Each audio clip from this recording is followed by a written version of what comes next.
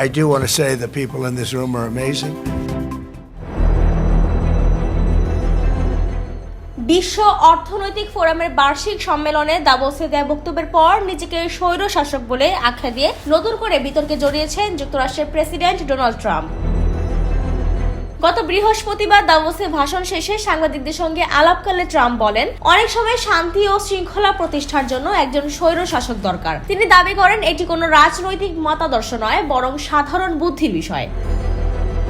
দাভোসে দেয়া ভাষণ নিয়ে প্রশংসা পাওয়ার কথা উল্লেখ করেন ট্রাম্প। এ সময় তিনি বলেন, অনেকে তাকে ভয়ঙ্কর স্বৈরশাসক বলে আখ্যা দিলেও বাস্তবে তিনি সেটিকেই প্রয়োজনীয় বলে মনে করেন। এই বক্তব্যের পাশাপাশি দাভোসে ট্রাম্প আবারও গ্রিনল্যান্ড দখলের দাবি তুলে ধরেন এবং কানাডা ও ইউরোপের উদ্দেশ্যে হুমকিসূচক মন্তব্য করেন। দৃঢ় বন্ধনের আস্থায় শক্তিশালী স্টিলের আরেকটি নাম জেডএসআরএম। এতে সামাজিক যোগাযোগ মাধ্যমে তীব্র সমালোচনা শুরু হয়।